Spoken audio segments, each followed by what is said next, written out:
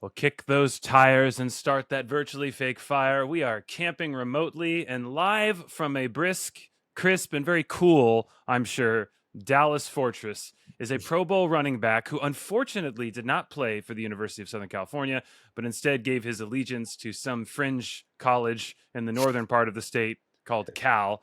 I welcome Justin Forsett, who has played for as many teams in the NFL as he has yards rushed. So it was an honor for you to be here. Justin, thanks for joining us, man. Man, thanks for having me, Ryan. It's a pleasure. Absolutely, man. So I do one thing I noticed. Obviously, we're going to get to all your accolades, your entrepreneurial journey. You're quite an impressive fellow. Um, I was surprised. So you actually have been moved around to a bunch of NFL teams when you Yeah. played. It was real. I was as I was researching you, I thought, wow, like did you just start leasing at that point? So as far as renting Yeah. homes, I'm curious. You jumped all over the country, man. Sure. No, it was a crazy, crazy journey. But yeah, fired 6 times, played on 7 different teams in 9 years. So I got my travel miles in. There you go, man. Was that tough? Like, emotionally, I'm curious as an athlete, like you kind of like, you want to be like a Peyton and just like live in Indianapolis. But like when you're, Yeah. for some players, it's the journey is you just, it's a business and you're cut, you moved on to somewhere else and you kind of just got to roll with it. Yeah, it's tough, especially when you got a family, kids, wife that it's kind of the finding roots, the building connection in one city, and then you got to uproot them and move them to the next. But as far as me, of course, I wanted to stay with it. I was drafted by the Seahawks, so I wanted to stay there my entire career. That didn't happen, and after a couple times, it happened a few times early on in my career. I was just like, I just got to make the most of my opportunity and use it as something that I see as a blessing where I can make more relationships, build more relationships, network more, and have more connections throughout the city and throughout the country that I was in. So I just try to make the most of it. All right. So you hail from Lakeland, Florida, where it's nice and cool, obviously, and playing football, and then moved to Arlington, Texas. So you've been acclimated to intense weather. But you grew up in a pretty small town, right? Yeah, small town, 3,000 people, little city called Mulberry, Florida. Not a lot of people make it out to accomplish their dreams and goals and aspirations in life. Our big industry there is phosphate mining. So normally you leave high school, you can go right into that space. Or there's a large grocery store that is in a neighboring city that's headquartered in a city called Lakeland, Florida, called Publix Grocery. And so that was another big avenue for folks after high school. Absolutely. All right. So, Justin, you grew up in a really small town with 3,000 people. Yep. Your dad is a minister, if I read correctly. Is that accurate? Yes, correct. Okay. So, was faith sort of, I know you've been very outspoken about your faith. Was that something that was optional? Or was it something like, hey, this is our house. We're going to serve the Lord? I'm always curious when people grew up Christian or to when it actually became kind of real for them. For sure. I mean, I had no choice in the matter of as far as like going to church. I mean, we were in church constantly. My dad on Sundays was preaching, and I played the drums in church. So I was there in the services throughout the week, Bible study, rehearsals, choir rehearsals, those things. I was there, and there was no choice in the matter. But for as like my faith, and when I really received it for myself, it was around the age of 12 where I made that decision to give my life to Christ, and it was my personal decision. So That's awesome. And then no looking back ever since then, huh? no looking back, man. It's been an amazing journey, man. God has been faithful. Oh man. So when you look back, did you ever think you would play in the NFL? I mean, obviously you were a fantastic star player in high school, but did you ever think you'd get to where you were? Oh, for sure. Always believed I was going to make it to the NFL. So much so, I remember they would always have like people come into our class, and when I was young, I remember this vehemently in middle school, where someone came in and gave statistics on how many people are going to make it to the NFL or professional ranks, and it was like less than 1%. And I know, just like when I hear that information, I always received it as okay, but I'm the exception and I'm gonna make it. And there's nothing that's gonna be able to stop me. So I always believed. Now, the main, I guess, detraction that they would contest was your issue was you were just small, right? They said, "Hey, too small Yeah, to yeah, play." Yeah, and yep, when not you big heard enough. that, did that fuel you to just be like, you know what? I'm just going to run harder, run faster, knock people out, like just knock people out more. Yeah, man, it definitely was fuel to the fire, to the passion, to the work ethic. I knew that I had to do more. That wasn't, I was realistic and self-aware that I wasn't the biggest, the strongest, fastest guy. So I had to put in more work, and I just used that as fuel to the fire. Oh man! And then we have a story that's apocryphal and debated, but you avoided disaster. You almost played for the Fighting Irish and narrowly avoided that, and went on to play for some junior college in Berkeley, Cal. But was that an emotional roller coaster? The recruitment process. I know for a lot of people it's a lot of fun, but for you, was it frustrating given how successful you were, and then just sort of the ambivalence you were getting on the college scholarship front? Man, super frustrating. I felt like I did everything I could do in high school. I had won two state championships, had a lot of rushing yards. I want to say maybe in my last 2 years in Texas, when we end up moving to Arlington, Texas to play my last my junior and senior year, having like close to 5,000 yards, rushing yards, over 60 touchdowns in 2 years. And my quarterback was ranked in the country. My receiver was ranked number 4 in the country at the time. And we're getting scouts coming by. And again, they were just saying, man, you're not big enough, fast enough, or strong enough. And yeah, so I would get people that were interested, but not really weren't willing to give me that offer. So, when Notre Dame told me, "Man, we want to give you a scholarship," I was excited. I was thrilled. I was thinking like, man, it just all makes sense that I'm going to Notre Dame. I was thinking about, uh, Rudy, yes, I was like, man, I'm the Black Rudy. It just Black. makes sense that I'm going to Notre Dame, Golden Dome, and touchdown Jesus. I was so excited. So when that week before signing day, he called and told me that they didn't need me anymore, I was crushed. I mean, I remember going down in my basement, crying my eyes out, and just praying to God and trying to ask him, like, what else do I need to do? Like, what? I'm tired. I'm frustrated. I'm disappointed. And I just remember just getting up from that conversation and that prayer and time in my basement, and just like, man, God, I trust you. I know my future looks bleak right now, but I know you got a plan for me. So I just continued to work and excel at what I could control. And UC Berkeley offered me a scholarship a few months later. Mm. So you're obviously a man of outspoken, sincere faith. So in those quieter moments, obviously not a lot of people. I think that not a lot of kids probably had the spiritual maturity that you did. But Mhm. did you feel that God spoke to you? Did you feel that He like gave you a confidence that, hey, I'm sparing you from these terribly gold plated helmets to take you somewhere else? Like, did you feel He actually met you in that moment? Man, it's so crazy that you say that. I absolutely did. Because while I was down in that basement, I was crying, I was frustrating, and I was just like really angry with God. It's like, man, what else can I do? I'm watching everybody else get the blessings that I feel like I deserved. And I remember yelling at God at that time, just like, God, you got to show me something. Like, I can't keep doing this and not seeing anything, from it.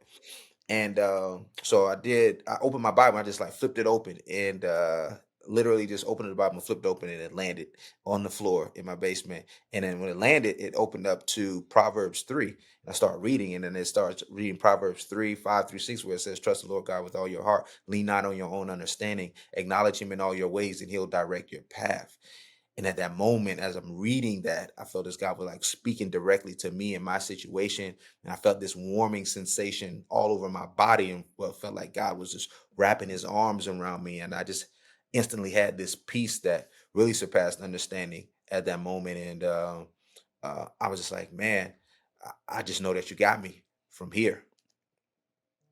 Oh man, it's funny. I hear these stories all the time, and it's so funny because at church they're always like, "That is not the preferred way to hear God is to play Bible roulette," because Yeah. sometimes it can open to the wrong verse, right? But it is funny because it's like I feel like this is something that just happens, and it's maybe just God's mercy, but like I just know so many people where this is the story and the book flipped open and there it was, just plain as day. So it's cool. You actually, I guess that's what makes it a special book, right? Is it's not Yeah. many books have words that transform you when you read it. And so you knew you didn't understand, but you knew, all right, God's got a plan for you. I'm curious. So when you finally got to Cal, I mean, you can look back now and say how blessed you are, obviously, but do you have any clarity now of perhaps why he didn't want you to go to Notre Dame, or any like speculation of things that were supposed to happen at Cal, or are you just, hey, I'm just grateful that I got to play in the Pac-10 against schools like USC?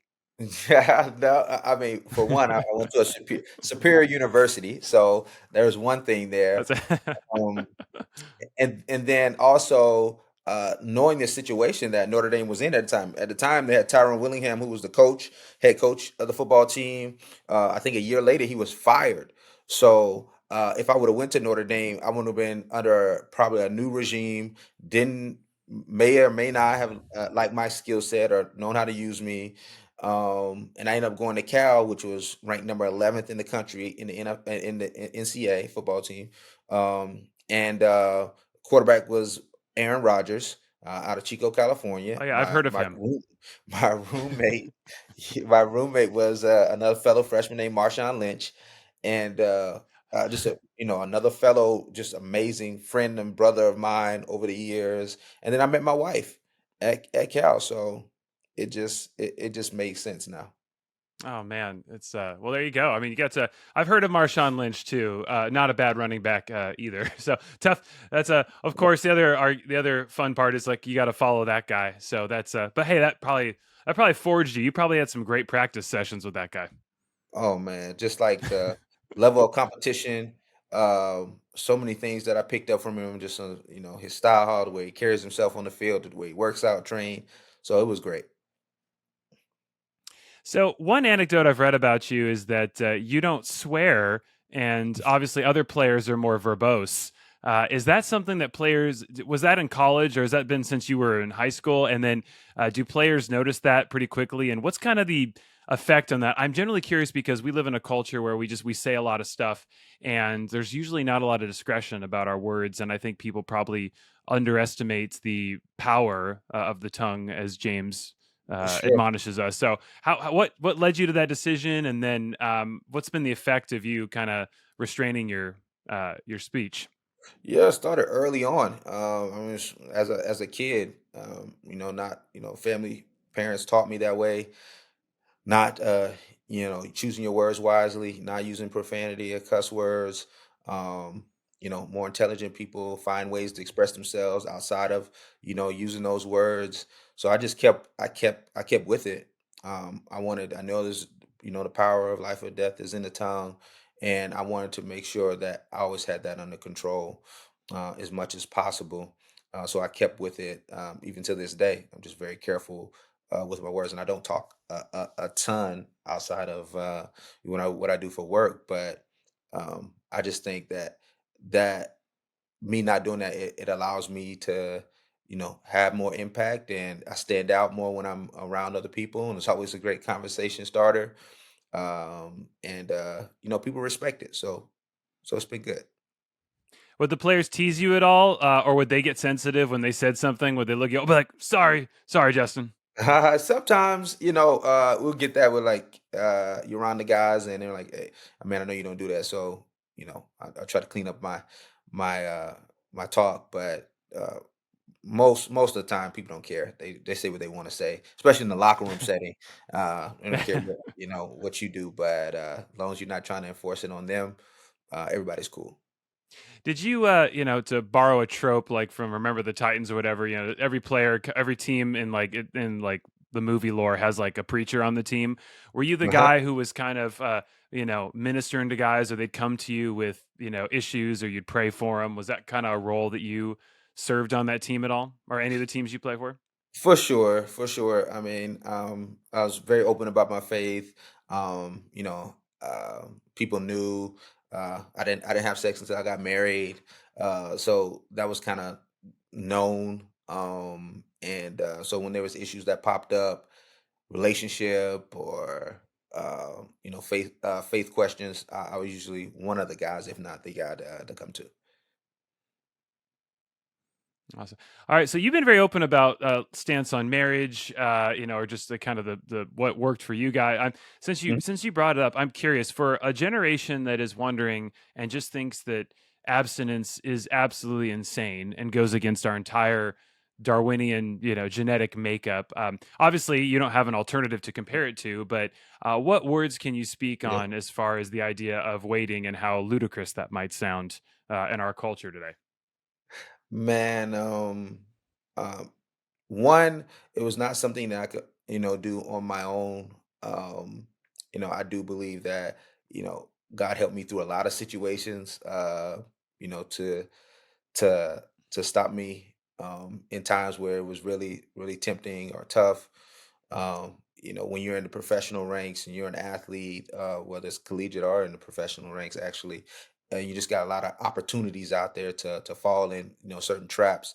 But I believe God just kind of shielded me and covered me, and I was able to put some really good people around me to hold me accountable throughout the journey, because I don't think you can do it alone. Like, you got to be able to have a good support system around you.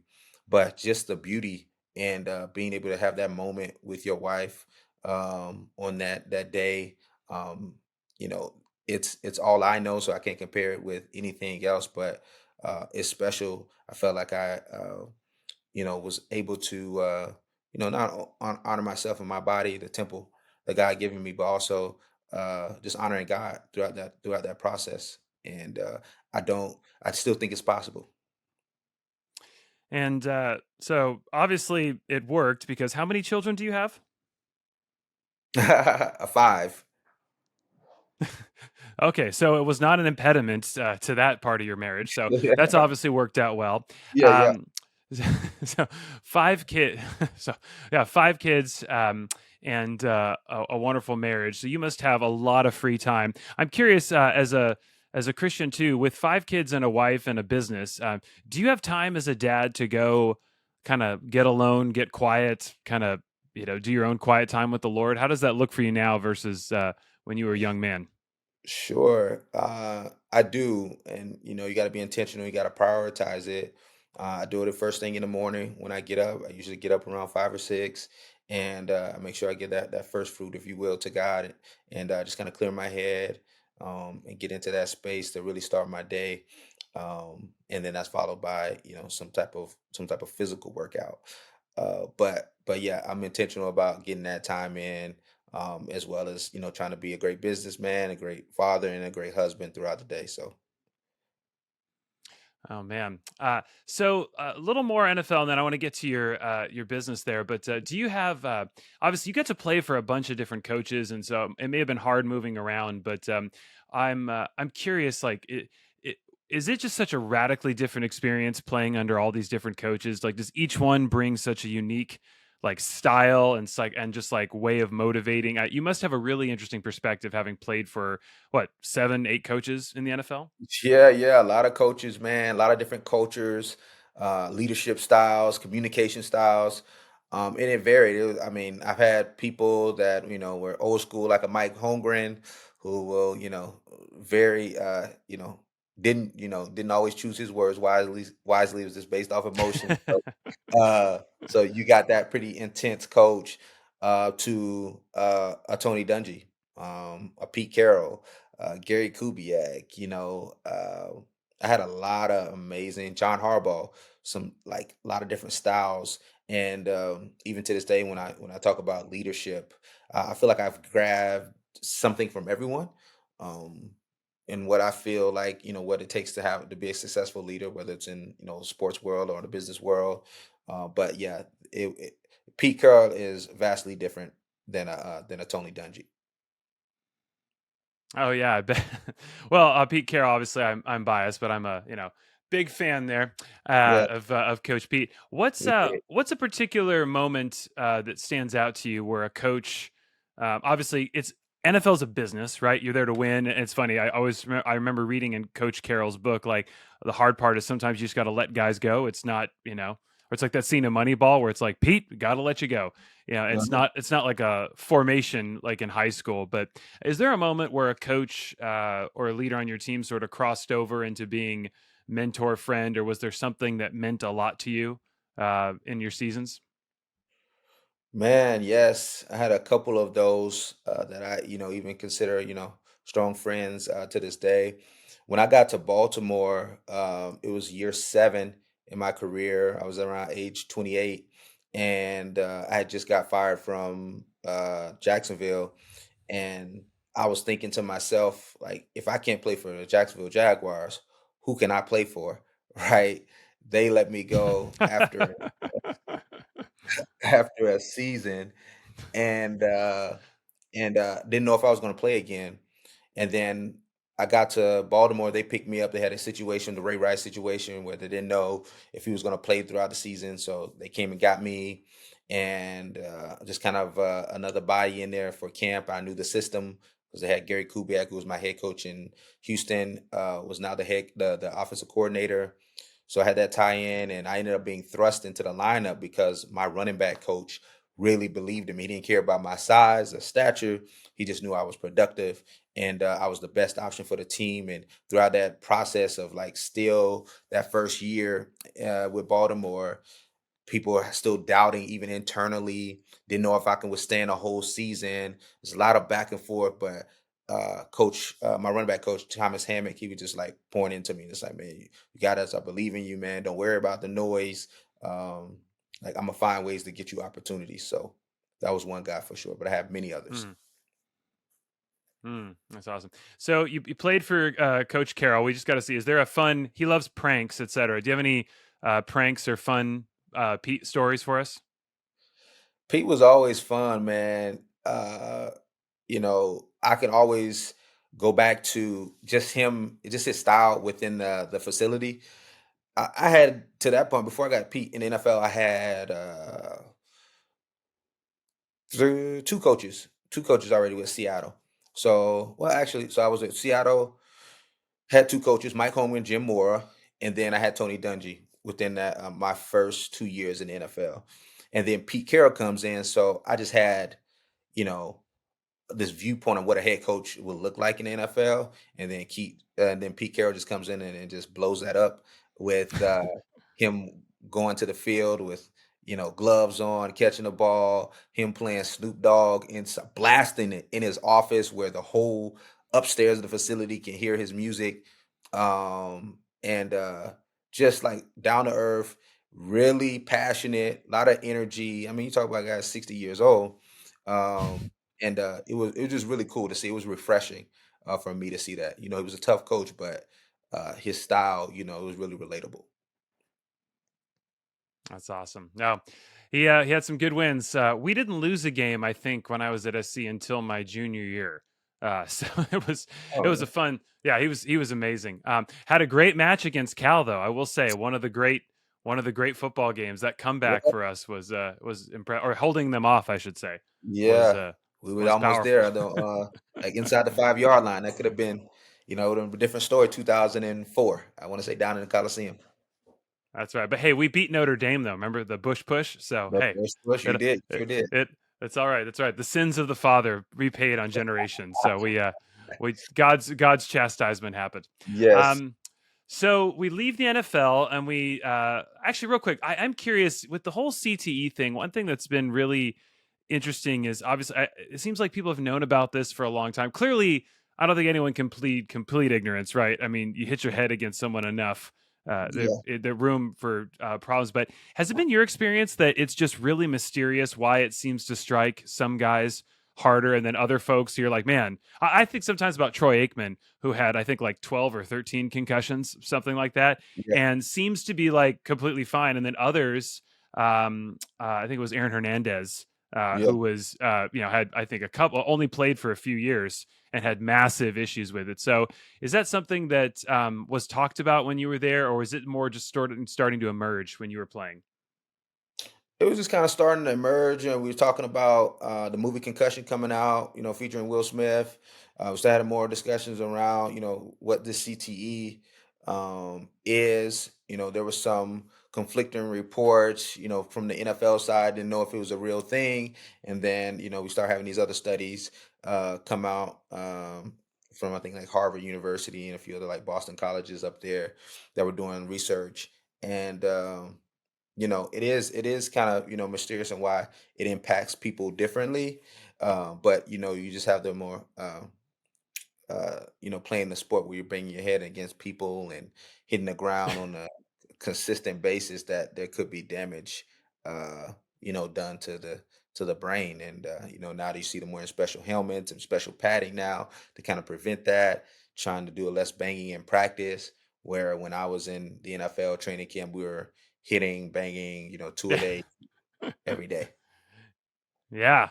Now is it so let me would you let your kids play in the NFL, or do you think as a parent, how do you feel about football?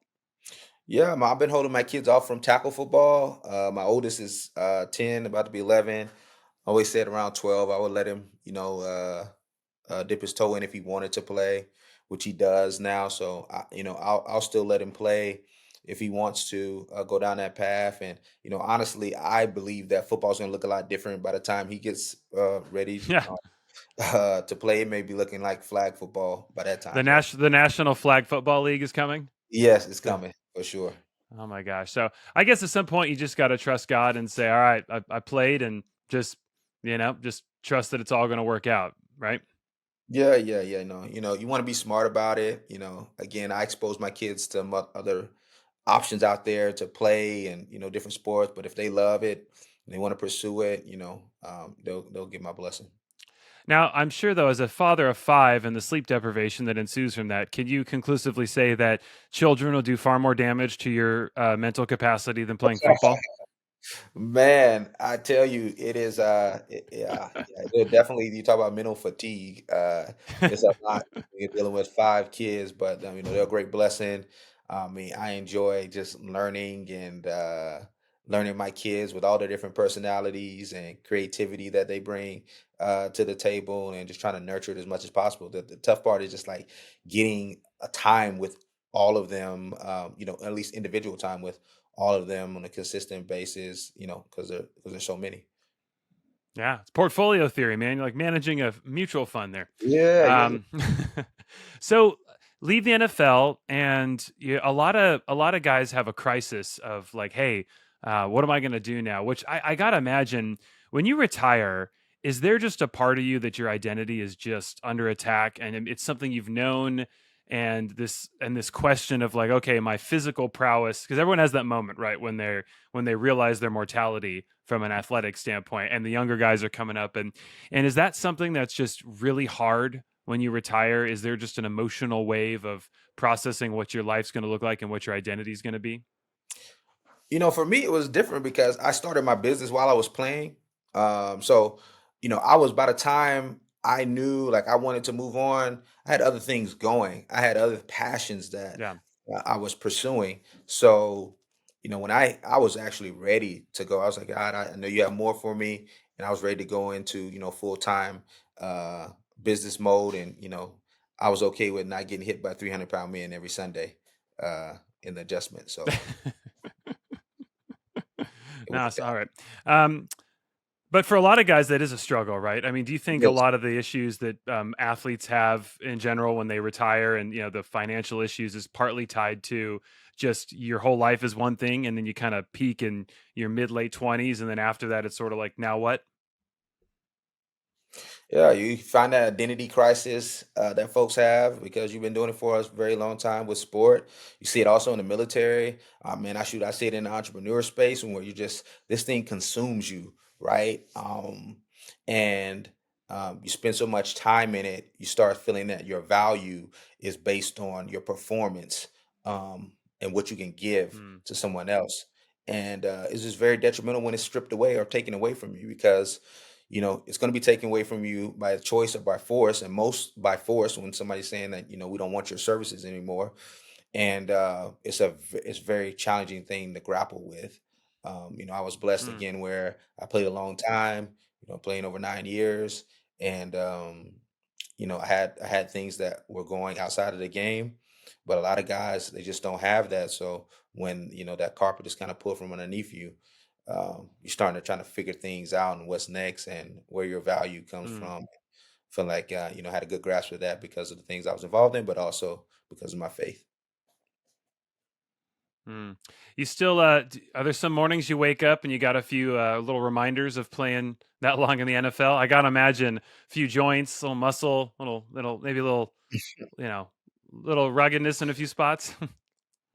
Oh man, yeah. Right now, I still from playing. I got a slight tear in my rotator cuff in my shoulder, and I feel like it's been you know causing issues for a few years now. But now it's like, okay, well, I'm gonna have to go eventually have to have surgery to get this taken care of. So yeah, I have that. All right, tell us about your business. You got some exciting news. You're launching some products and stores. I'd love to hear kind of the inception of the founding of the company, and then your journey so far, and where people can get their hands on all this cool stuff. Yeah, for sure. So I'm the CEO and co-founder of a mission-driven self-care brand called Hustle Clean. Uh, it We essentially create hygiene, wellness, and recovery products for the everyday athlete and fitness enthusiast. And it came from a teammate and I coming up with this concept where there was no personal care items with inside the locker room. We were constantly on the go, constantly sweating, and there was no solution for your hygiene needs that really resonated or spoke with us, like the Nikes and the Gatorades and the Under Armours of the world inside that space. So we wanted to create a solution. We started off with our first product, which is a disposable washcloth, antibacterial towelette that removes sweat, dirt, body odor, called a shower pill, and we kind of put that out on the market, put it on Amazon, grew the brand from there, the product from there. Year over year, I was a side hustle while I was in the NFL, and then when I retired in 2017, fully immersed myself in the business and started launching into big box retailers. First one was Target. Now we're in places like REI, we're in Orange Theory, we're launching the Dick's Sporting Goods. But it's been, amazing journey. Probably the hardest thing I've ever done in my life, but most rewarding. Um, Definitely some ups and downs, but it's been great. It's been purposeful. It's been something I've been passionate about, and now helping other entrepreneurs have success as well. So it's been really cool, cool journey that God has had me on. That's awesome. Now I can't see because my screen turns out, but can you hold up the salt, the Epsom Y- salt and Muscle Lake, Yeah, yeah. So and this tell us is about that? this is our one of our newer products. It's muscle relief soap. Brought to you by Hustle Clean, and we sell this online on hustleclean.com, but also at every Target store across the country. And so after a workout, after an adventure, your body is sore, you want a quick recovery, an all natural recovery. This is our version of spin on that when it comes to the muscle relief salt space. So it's really cool. Paper, recycled paper is the material that we use for the container. So really eco-friendly and sustainable. And we actually have a nice playlist that is attached to it on the a QR code. I'm sorry, that you can click on, and while you're in while you're in your tub soaking up, you can have your nice little tub time therapy, what we call it, and listen to some grooves. There you go, tub time therapy. I hope you trademark that or something. That's awesome. I appreciate it. And what's in this that helps you? Like, how does it work? Is it a salt or is it what is it? How does it Yeah. work in the tub? Yeah, yeah. So it's your traditional Epsom salt, magnesium sulfate. It's got some arnica in there. It's got some aloe vera, vitamin E in there.